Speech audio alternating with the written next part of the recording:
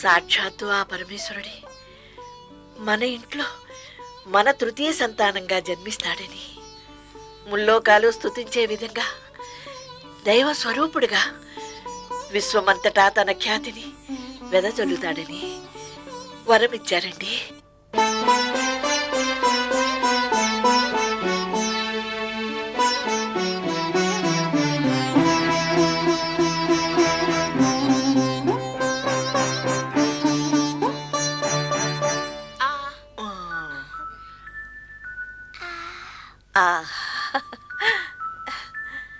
చూసావా చూసావా, అమ్మ కూడా తమ్ముడే పుడతాడని చెప్తుంది.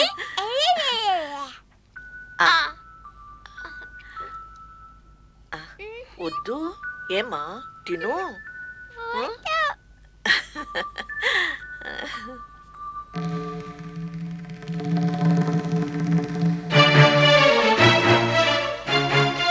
ఏమండి, ఏమిటిది? ఏమైంది? అర్ధంతరంగా పూజ మాని ఎక్కడికి బయలుదేరారు? దేవమ్మా, పార్వతీ పరమేశ్వరులు నీకు దర్శనమిచ్చినది నిజం, వరమిచ్చినది కూడా నిజం. కానీ ఆ మహాభాగ్యం నీకు మాత్రమే లభించింది. ఆనాడు నువ్వు చెప్పిన మాట నమ్మకుండా నీది చిత్తభ్రమనే అనుకున్నాను. కానీ భ్రమలో పడింది నేనేనని ఇప్పుడు తెలుసుకున్నాను. నువ్వు చూసిన ఆ ఆది దంపతులను నేను చూడాలి, వారి దర్శన భాగ్యం నాకు లభించాలి. అప్పుడు కానీ నా జీవితం ధన్యం కాదు. ఏమండి, ఏమండి, ఆగండి. ఏమిటి ఏమిటి వైరాగ్యం? ఎందుకు ఈ ఆవేశం? అన్వేషించినంత మాత్రాన దైవ దర్శనం కలుగుతుందా? కాస్త ఆలోచించండి. నన్ను ఆపక దేవమ్మ, నా నిర్ణయానికి తిరుగులేదు. నా అన్వేషణ ఆగదు. ఏమండి, ఏమండి, ఏమండి, ఆగండి. చూడండి, ఈశ్వరుడే మన ఇంట్లో జన్మించబోతున్నాడు. శిశువే శివుడు. ఆ శిశువులోనే శివుడిని దర్శించండి. నేను దర్శించాలనుకున్నది శిశువులో శివుని కాదు దేవమ్మ, సాక్షాత్తు ఆ పరమేశ్వరుణ్ణి, మూర్తి భవించిన ఆ నిండి విగ్రహాన్ని. నన్ను ఆపుకు దేవమ్మ. ఏమండి, ఏమండి, ఏమండి, ఆగండి. ఏమండి? ఓం నమ శివాయ, ఓం నమ శివాయ, ఓం నమ శివాయ.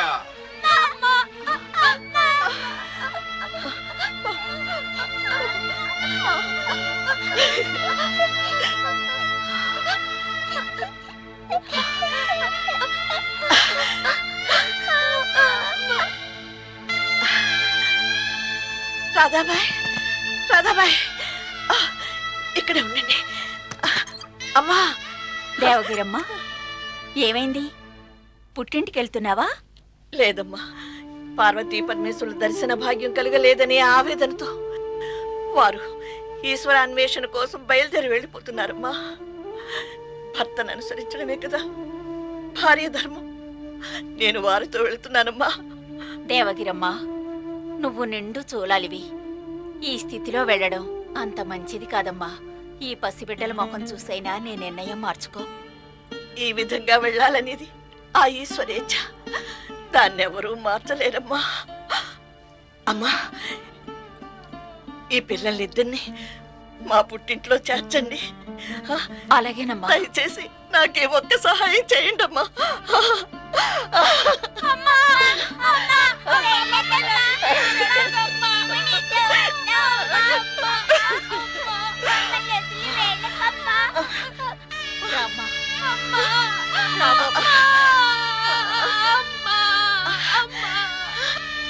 ఊరుకో తల్లి, ఊరుకో బాబు. ఓం నమ శివాయ, ఓం నమ శివాయ, ఓం నమ శివాయ, ఓం నమ శివాయ, ఓం నమ శివాయ, ఓం నమ శివాయ, ఓం నమ శివాయ, ఓం నమ శివాయ, ఓం నమ శివాయ, ఓం నమ శివాయ, ఓం నమ శివాయ, ఓం నమ శివాయ, ఓం నమ శివాయ, ఓం నమ శివాయ. ఏమండి, ఏమండి,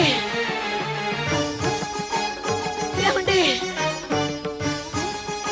ఓం నమ శివాయ, ఓం నమ శివాయ, ఓం నమ శివాయ,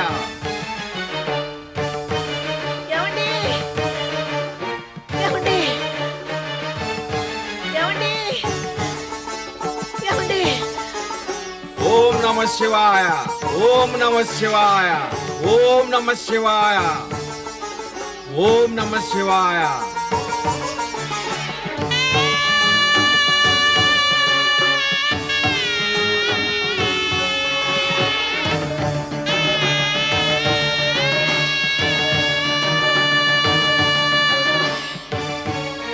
ఓం నమ శివాయ ఓం నమ శివాయ ఓం నమ శివాయ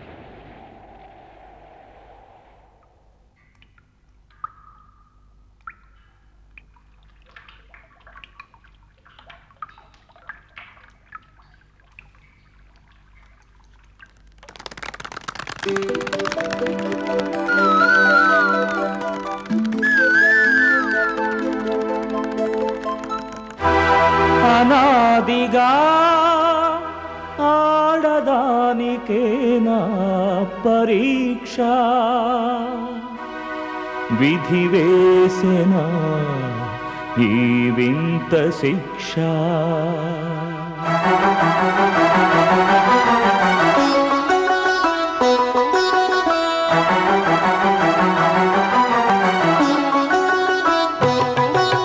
హృదయమా గమ్యం తెలుపుమా దైవమా దారి చూపుమా హృదయమా గమ్యం తెలుపుమా దైవమా దారి చూపుమా మాతృధర్మమా సతీ ధర్మమా మాతృధర్మమా సతీ ధర్మమా మనసున తేలని సంశయమా హృదయమా గమ్యం తెలుపుమా దైవమా దారి చూపుమా